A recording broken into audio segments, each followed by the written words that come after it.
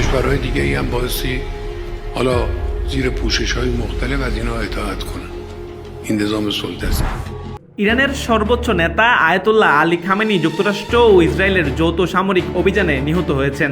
রোববার 1 মার্চ ইরানের রাষ্ট্রীয় গণমাধ্যম IRIB এবং আধা সরকারি সংবাদ সংস্থা তাসনিম ও ফাস্ট নিউজ এই মৃত্যুর সংবাদটি নিশ্চিত করেছেন। রোববার সকালে IRIB বিশেষ বুলেটিনে জানানো হয় ইরানের সর্বোচ্চ নেতা শাহাদাত বরণ করেছেন। বার্তা সংস্থা রাইটার্সের এক প্রতিবেদনে জানা গেছে শনিবার ভোরে যখন ইসরায়েল ও যুক্তরাষ্ট্র যৌথভাবে ইরানে হামলা শুরু করে তখন খামেনি তেহরানের একটি অত্যন্ত সুরক্ষিত গোপন স্থানে তার শীর্ষ উপদেষ্টাদের নিয়ে বৈঠকে বসেছিলেন।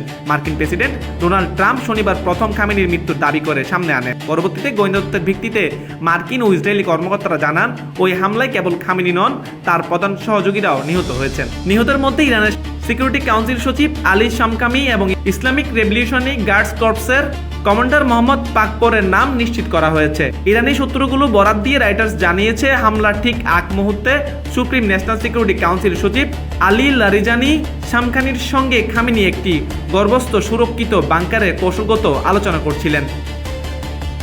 সংবাদ মাধ্যম আল জাজিরা খায়তুল্লাহ খামেনির বাসভবন ও সংলগ্ন এলাকায় কিছু স্যাটেলাইট ছবি প্রকাশ করেছে। ছবিতে দেখা গেছে খামেনির সুউচ্চ প্রাসাদটি সম্পূর্ণ ধসে পড়েছে, স্থাপনাটির চারপাশে পুরো কালো হয়ে গেছে।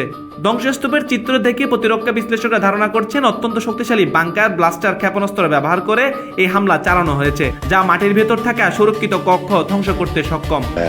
موجودی که از این دو کلمه تشکیل شده این باید هم پایدار بمونه. এই ঘটনার পর থেকে ইরানের চরম শোকের ছায়া নেমে এসেছে এবং পুরো মধ্যপ্রাচ্য জুড়ে যুদ্ধের উত্তেজনা এক নতুন মোড় নিয়েছে। IRGCর পক্ষ থেকে এই হত্যাকাণ্ডে ভয়াবহ প্রতিশোধ নেওয়ার অঙ্গীকার করা হয়েছে। News desk, news today.